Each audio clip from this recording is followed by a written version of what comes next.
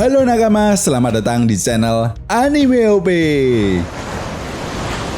Manga One Piece chapter 1066 kemarin tentunya banyak sekali memberikan kejutan dan informasi yang sangat penting bagi jalannya cerita One Piece ke depannya. Bukan hanya itu saja, di chapter 1066 akhirnya bisa membuat kita semua tidur nyenyak.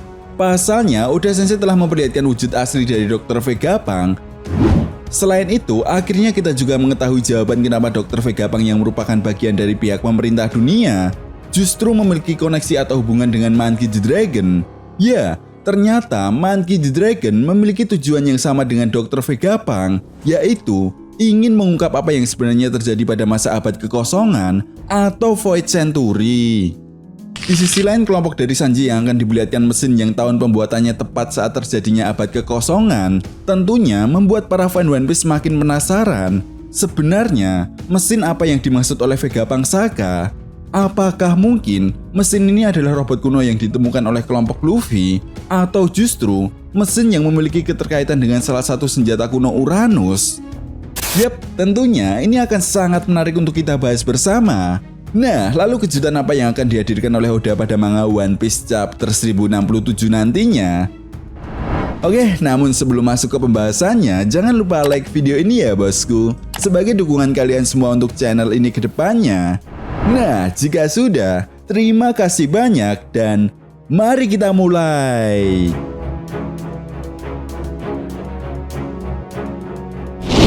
Nah, manga One Piece chapter 1067 nantinya akan diawali dari kelanjutan pertemuan Luffy dan Dr. Vegapunk. Vegapunk yang mengetahui bahwa sebelumnya Luffy akan datang ke Pulau Egghead, kemudian menjelaskan mengenai penemuan-penemuannya yang ada di Pulau Egghead, dan menjelaskan mengenai robot kuno yang ditemukan oleh Luffy, bahwa itu merupakan robot yang digunakan oleh kerajaan kuno untuk melawan pihak pemerintah dunia di masa lalu. Di sisi lain, Chiaori-bane kemudian mengatakan bahwa dirinya tidak butuh penjelasan mengenai hal itu. Dia hanya ingin ayahnya yaitu Bartolomeo Kuma kembali seperti semula. Namun Dr. Vegapunk mengatakan kepada Bani bahwa dirinya tidak bisa mengembalikan Bartolomeo Kuma seperti sedia kala. Karena hal itu tidak bisa dia lakukan, Vegapunk menjelaskan bahwa Bartolomeo Kuma telah menerima semua konsekuensinya sebelum dia diubah menjadi seorang cyborg. Selain itu, di momen ini juga Vegapunk menjelaskan bahwa Bartolomeo Kuma melakukan semua itu demi tujuannya membantu pihak Revolutionary Army untuk mendapatkan informasi yang dirasa sangat penting yang dimiliki oleh pihak pemerintah dunia. Di sisi lain, pihak pemerintah dunia juga sangat tertarik dengan Bartolomeo Kuma karena dia merupakan ras yang spesial. Nah, kemungkinan di chapter 1067 kita akan dijelaskan mengenai ras spesial yang dimiliki oleh Bartolomeo Kuma oleh Dr. Vegapunk. Setelah mendengar hal itu, Luffy kemudian bertanya kepada Dr. Vegapunk. Menurut kakeknya, Monkey D. Dragon adalah ayahnya sekaligus merupakan pemimpin organisasi Revolutionary Army, tetapi Luffy tidak pernah mengetahui dan bertemu dengan ayahnya secara langsung. Dr. Vegapunk kemudian mengatakan jika dirinya kenal dengan Monkey D. Dragon dan mengetahui apa yang dilakukan oleh Bartolomeo Kuma 2 tahun yang lalu saat melempar kelompok bajak laut topi jerami untuk melakukan latihan adalah perintah dari Monkey D. Dragon. Selain itu, Dragon juga pernah mengatakan kepada Dr. Vegapunk bahwa anaknya yaitu Monkey D. Luffy cepat atau lambat akan bertemu denganmu. Jelas apa yang dikatakan oleh Dr. Vegapunk tetap saja membuat Bani tidak terima dan sangat marah kepada Dr. Vegapunk. Melihat kemarahan Bani, kemudian Dr. Vegapunk mengajak kelompok Luffy untuk mengikutinya dan akan menunjukkan sesuatu hal yang bisa menjadi jawaban kenapa Dragon dan Bartolomeo Kuma bertekad melawan pihak pemerintah dunia.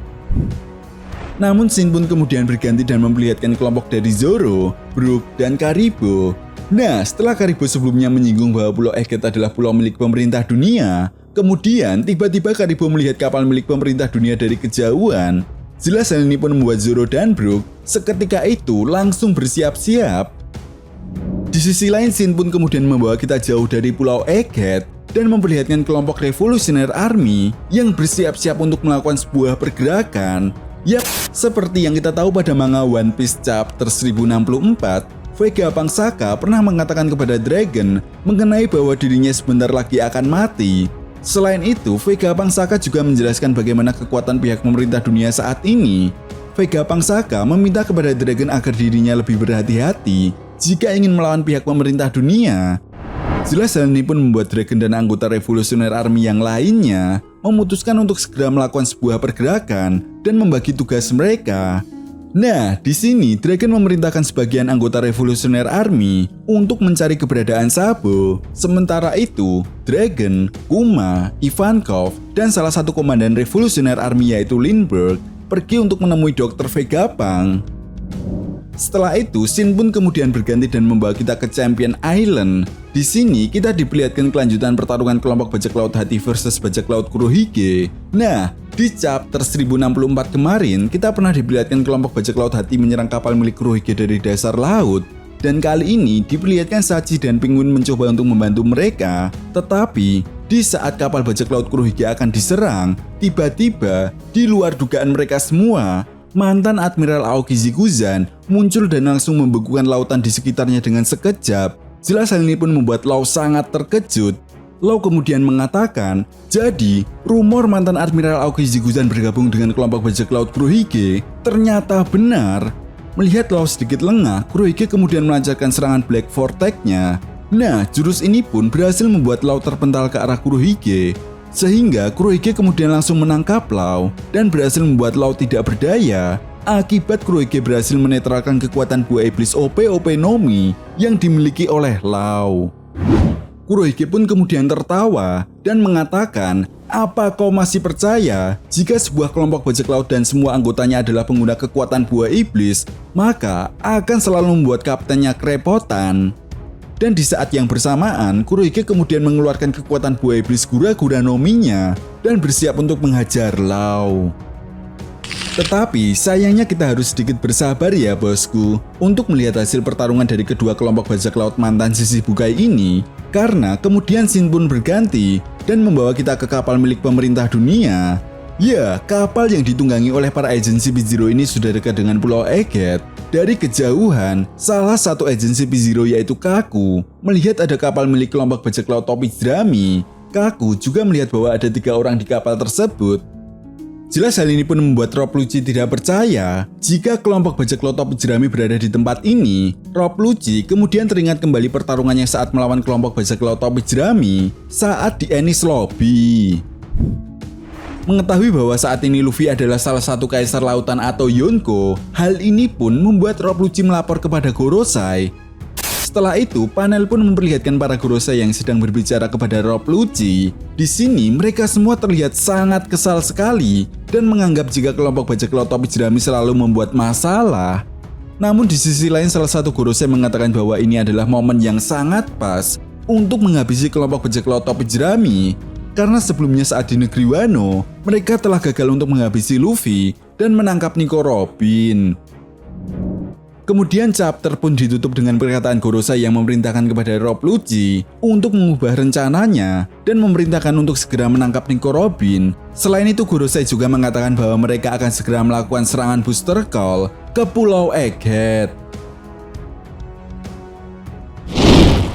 Nah, itu tadi merupakan prediksi One Piece chapter 1067. Jadi, bagaimana menurut nakama semua? Jika kalian punya pendapat lain, silahkan berikan pendapat kalian di kolom komentar. Dan jangan lupa untuk like, subscribe, dan share video ini. Oke, sampai di sini dulu pembahasan kita kali ini, and see you next time.